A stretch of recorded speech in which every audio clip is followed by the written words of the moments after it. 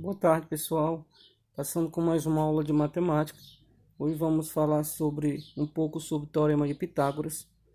O objetivo de nossa aula é aplicar o Teorema de Pitágoras na resolução de problemas, tá certo? Então vamos ver aqui um pouco aqui, lembrando que o Teorema de Pitágoras é aplicado ao triângulo retângulo, certo? Triângulo que tem o ângulo de 90 graus.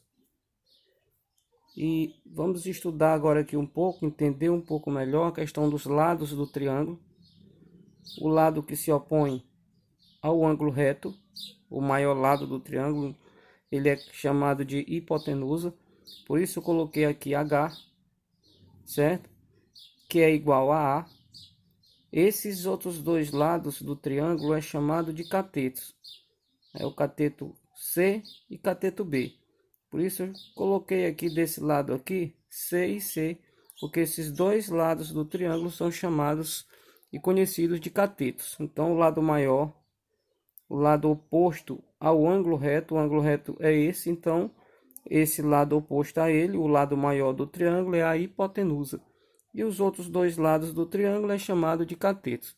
Então tem o cateto C e tem o cateto B. Então, pela fórmula, o Teorema de Pitágoras, ele gera essa formulazinha que é a hipotenusa ao quadrado, ou seja, o lado maior ao quadrado é igual ao lado B ao quadrado mais o lado C ao quadrado. Então, isso é que gera a nossa fórmula do Teorema de Pitágoras. Aqui um exemplo aqui. Exemplo 1. Que nós temos um triângulo retângulo, né, onde o lado maior é a hipotenusa. Então perceba que nós temos a hipotenusa do triângulo e temos um lado, ou seja, temos um dos catetos. Quando eu tenho a hipotenusa e um dos catetos, então a gente aplica a relação do Teorema de Pitágoras, hipotenusa ao quadrado. Se a nossa hipotenusa é o lado maior e ele diz que é 13, então fica 13 ao quadrado igual a o cateto x, né, ó, x ao quadrado mais 12 ao quadrado. 13 ao quadrado é 13 vezes 13, dá 169, igual a x ao quadrado mais 12 ao quadrado, 12 vezes 12, 144. Logo, x ao quadrado é igual a 169 menos 144. X ao quadrado, 169 menos 144, nós temos aqui 25. E a raiz quadrada de 25 é 5. Então, esse lado aqui é 5. Logo, nós temos também uma outra maneira bem prática, quando eu tenho a hipotenusa e um dos catetos.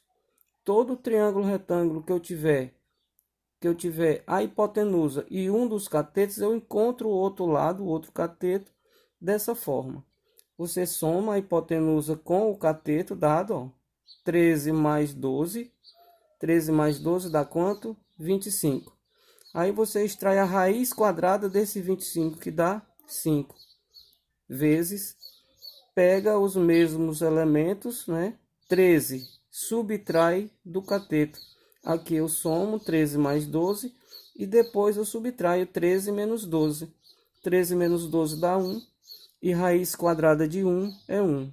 Multiplica. Na soma dos dois catetos dá 25, e a raiz de 25 é 5. Quando eu subtraio os dois catetos, dá 1. E a raiz quadrada de 1 é 1. Então, quando eu multiplico 5 vezes 1, 5. Perceba que a mesma resposta eu consegui de uma maneira mais prática e mais rápida. Você vai analisar, você pode aplicar essa maneira, que é a maneira tradicional, ou pode também analisar essa maneira que eu estou explicando aqui. Vamos ver aqui um outro exemplo. Aqui nós temos o triângulo 5, 4, né? A hipotenusa dele, ó, olha, perceba que nós temos a hipotenusa e temos um dos catetos. Temos esse cateto. Então, primeiro você soma 5 mais 4, que dá 9, e extrai a raiz. Raiz quadrada de 9, 3. Coloca aqui. Depois subtrai 5 menos 4 dá 1. Raiz quadrada de 1 é 1 e multiplica. 3 vezes 1, 3. Perceba aqui o lado do outro cateto. certo? Então, existe essa maneira, como você pode aplicar o Teorema de Pitágoras propriamente dito, aplicando essa relação, essa formulazinha do Teorema de Pitágoras. Mas eu só aplico essa maneira quando eu tenho a hipotenusa e um dos catetos, tá certo? Quando eu não tenho a hipotenusa e tenho os dois catetos, eu aplico a relação aqui do Teorema de Pitágoras normal. Espero contribuir com vocês e até mais.